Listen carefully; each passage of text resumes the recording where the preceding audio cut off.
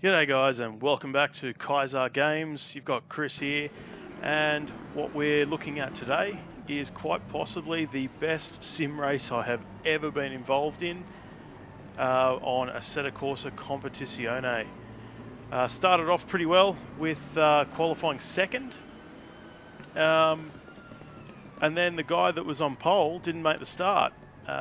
He didn't click the drive before the race started, and so I had it nice and easy on the front row. You can see my younger brother Matt there, third place, just behind me in the Skyline GTR. And not having anybody in pole position made the first corner super easy for me. Matt was pretty pacey. You can see that he's applying the blowtorch to me pretty early. He's right in behind me, coming through turn one. He's been playing the game pretty religiously for the last couple of weeks, and he spent an entire night racing at this circuit, which is Zolder. So he had a pretty damn good race set up on, I'll tell you that much. I was struggling a little bit, particularly in the opening laps with tyre temperature, and I had been for most of the night. And Matt knew that, obviously. We were talking to each other. One car going off stage left there in the background. We were talking to each other throughout the night. So he knew that I was struggling on cold tyres, so he knew that this was the best chance he had to put a move on. Like I said, struggling a little bit with the cold tyre setup. Tyre pressure's not quite right, so something I've got to go back and play with. And Matt had a super quick race setup going on.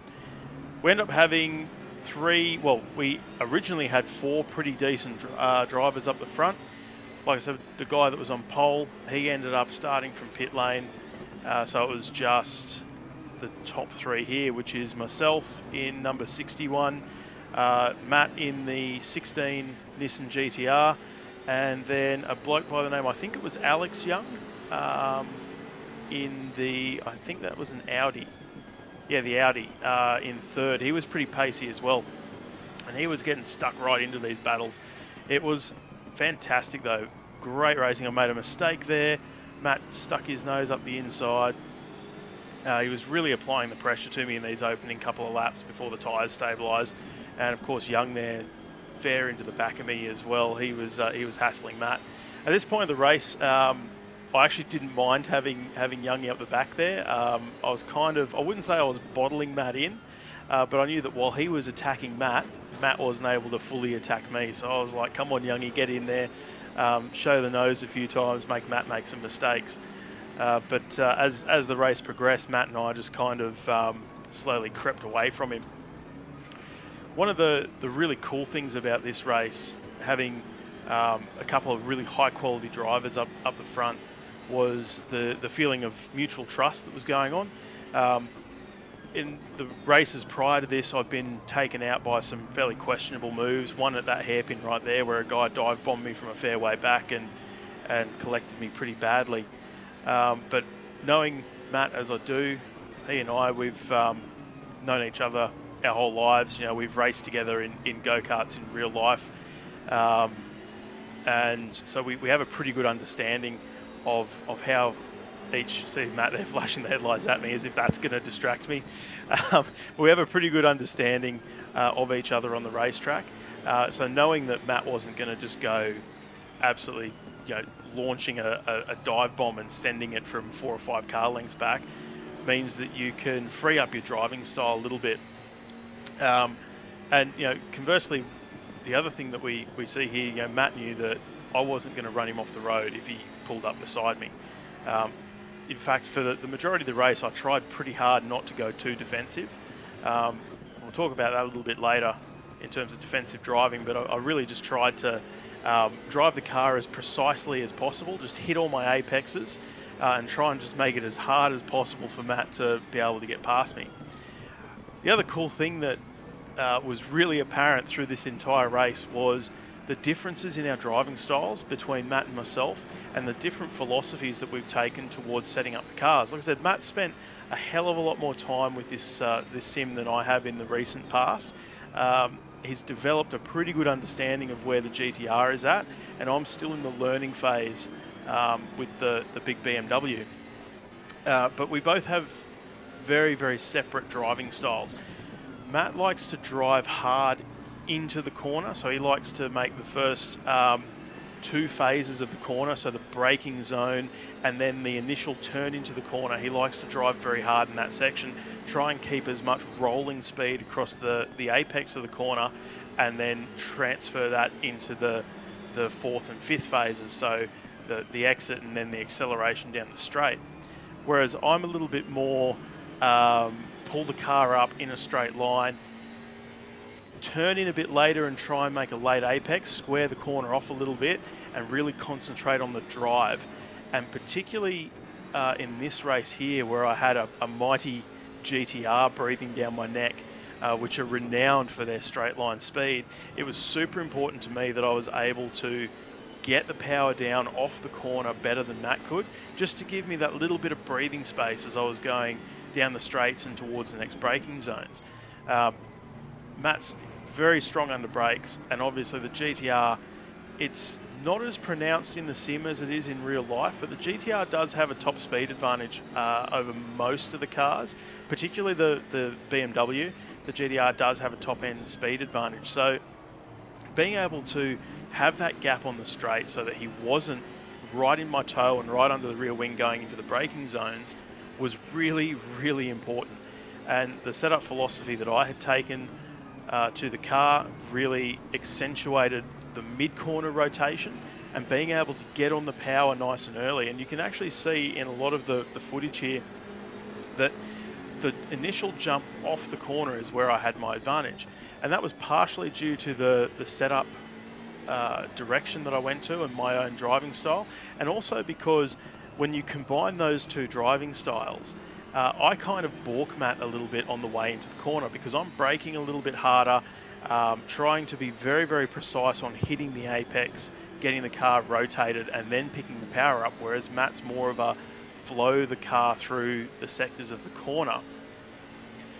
So he was being balked a little bit on the entry and mid-corner, which just sort of accentuated what I was just talking about. It really puts into perspective that I was able to launch off the corners a lot quicker than he was. I had also spent a fair amount of time trying to get the car to ride the curbs at the first chicane as nicely as possible. It was not nice through those chicanes at the start of the night. So we did about 4 of these 20-minute races last night. So today is Friday the 3rd of April, I think it is. So last night, Australian time, we were in the server doing this. We did about 4 20-minute races, and I progressively got quicker and quicker and quicker until I managed to actually get into the 29s, which I was super stoked about. And I was progressively making the car better, just making little adjustments here and there, nothing too huge. I did make one huge adjustment for the second race, and it was completely the wrong direction and really stuffed me for that race, but at least it gave me a direction to go to for the rest of the races. And I really concentrated on trying to get that chicane right. And that was really good because that ended up being one of those strong points on the track where I was able to just make a little bit of breathing space between myself and Matt.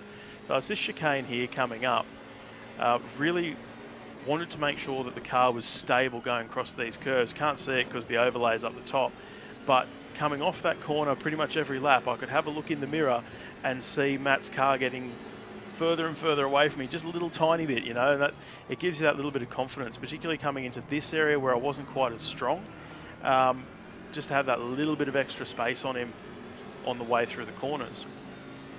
He was all over me on the entry of that last complex, the second sort of S-bend, but I was really concentrating on pulling the car up for the first sector of that thing, being super, super precise through the right, left, and then the next right, and then being able to get on the throttle nice and early to get the run up towards the hairpin.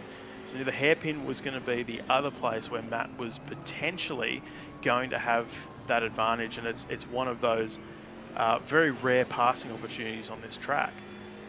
So Matt's all over me at this place. I've made a mistake out of the back chicane, and this is one of the few times in the race that I actually had to go defensive. And I was kind of forced onto that defensive line because Matt went right very, very early coming out of the chicane. And I spoke to him about it after the race, and he was like, well, I anticipated you would go defensive. And partially, yeah, I would have. But turn one is not good on a tight line. So I would have probably come back across to the outside of the track, but he was already there, so I had to give him a bit of space. Pushed me onto a non-ideal line. But part of that was being able to pull the car up on the apex. And there you can see Matt has a bit of a spill there. He come off the curb badly. It actually gave me a bit of breathing room. But at this point of the race, I was starting to notice a little bit of tyre fade. And when I got that little bit of gap over Matt, I knew he was going to catch me again. So my priority at this point of the race was actually to look after the car a little bit, look after the tyres, just be super, super precise, knowing that Matt was eventually going to catch back up to me. He was reeling me in by about 4 tenths, between 4 and 8 tenths of a second, depending on the lap, because I did make a couple of mistakes, but I was just very much focused on trying to keep the car straight, hit all those apexes, and try and have a car to fight with for when Matt actually caught up to me. Tyre fade had been a thing for me in the previous races, so it was really bad on cold tyres, and then it was using the tyres quite considerably through the middle of the race, and I was sort of running out of tyres towards the end. But yeah, this phase of the race, a little bit of pressure taken off because Matt dropped behind.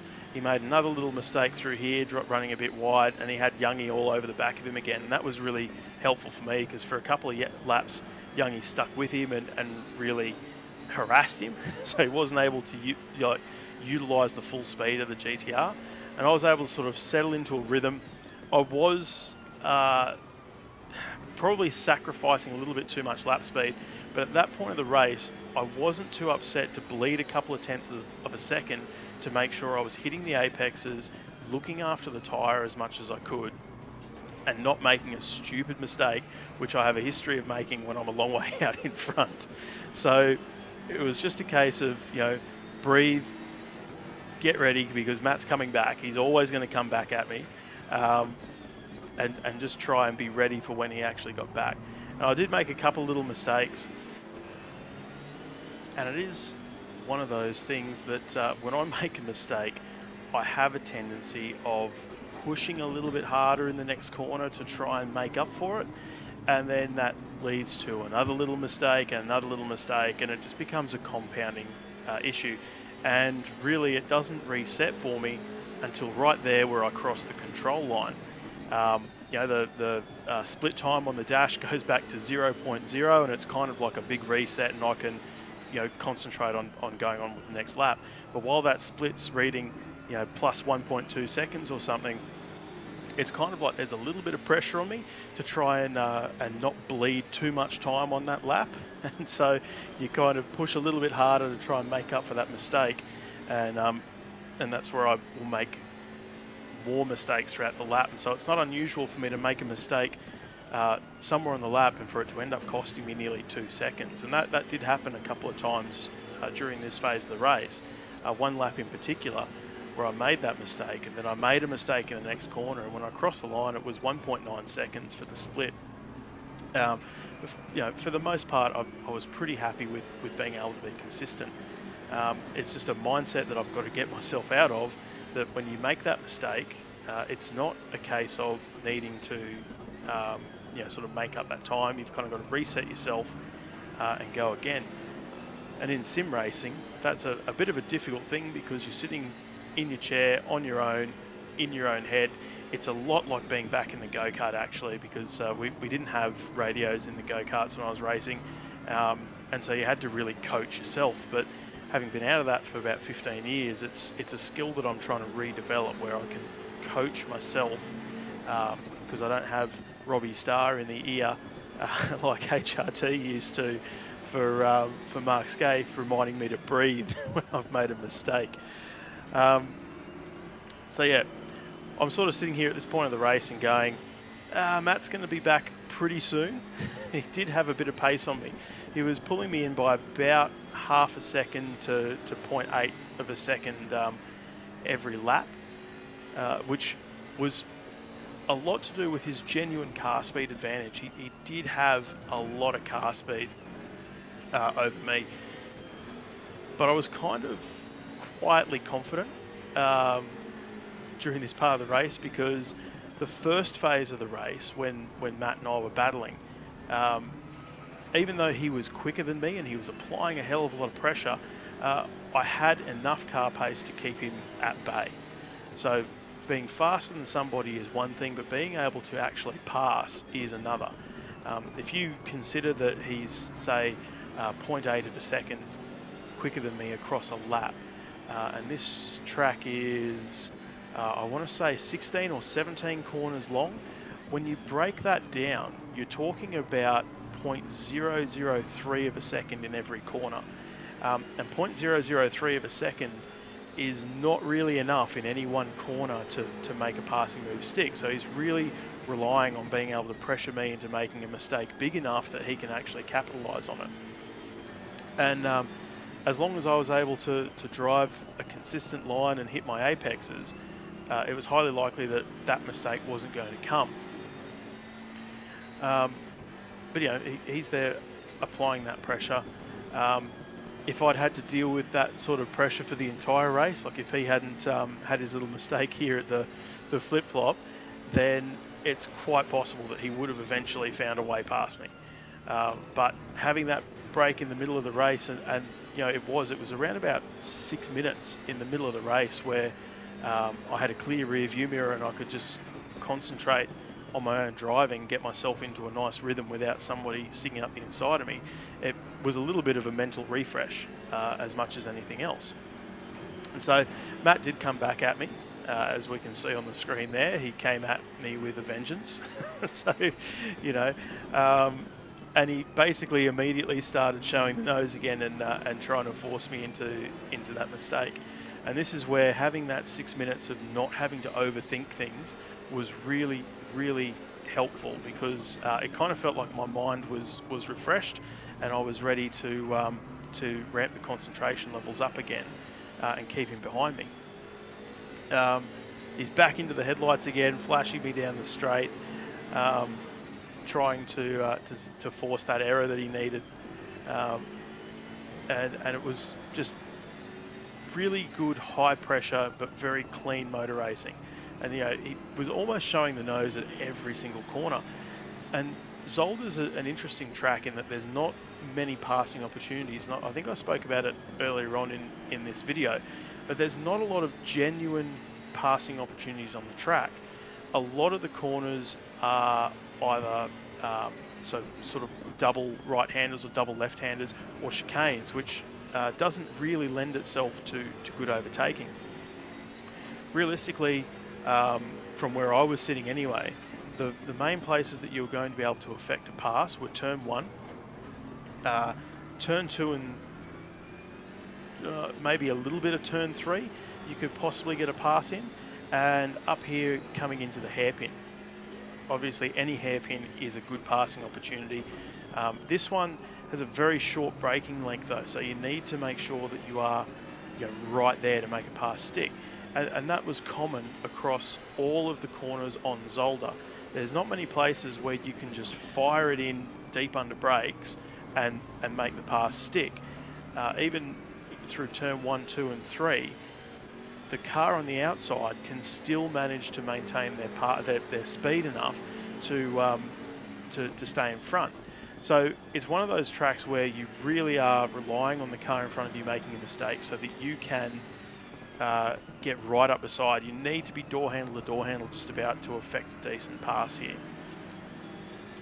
So he's right back on me. Now, we've left Youngie behind again. I'm not sure if he made a mistake somewhere or if he just didn't have the car speed to match with us. I think he did have the car speed to match with us. I think he's probably made a mistake because he followed Matt back onto my rear bumper, and it's not like I gained a second lap when Matt was back behind me. Especially at this end of the race, we were struggling with tyre fade pretty badly. I cranked the traction control up a little bit to try and mitigate it. Matt was doing a lot better on tyres, he told me at the end of the race. But Youngie's dropped well off the back of us there, starting to come towards the end of the race. Matt overcooks it a little bit, off into the dirt, and that unsettles him for the next part. He ended up a little bit wide where he wanted to be, missed his braking marker a little bit. and sort of had an impromptu look at a pass there. And I spoke to him after the race, and he was like, yeah, I was just misplaced on the track, missed my braking mark. And I was like, well, better fire down the inside and hope this bloke doesn't turn across the top of me. And fortunately, I saw him coming in the mirrors, and so I opened the steering up a little bit and gave him a little bit of extra space so that we didn't make contact. And then we're back down the main straight, and he's back into the headlights again. Not having Youngie behind him definitely hurt me. I had a bit of a slide through there. This is, I think, the last lap. Yeah, it is. This is the last lap. So I had a slide through turn 1, which opened me up a little bit. I had to go a little bit defensive into turn 2. And instead of downshifting to second, I left it in third, which meant Matt got a run on me. But there's no grip out wide there, and he ran out of track. And I was a little bit worried that I didn't give him enough space. But he said after the race that, no, I did. It was just he ran out of racetrack. So I was happy enough with that. And then we came down into the back chicane here, and he had a look at me into this first chicane. And I mean, that's a pretty ballsy move at the best of times. It's hard to get 2 cars through there. So I was pretty confident that I'd be able to keep my race line. And this is where it gets interesting. Like I said, this was probably the part where the disparity in our driving styles was most pronounced. And he got into the back of me there, coming through the right-hander. And I mean, because we've been fighting so hard, it cost us about 4 seconds this lap. And so Youngie was all of a sudden back into it. So as soon as he made contact with me and had to run defensive on Youngie, it was like a massive sigh of relief for me. 1, that I caught the spin, and 2, that I was off the leash.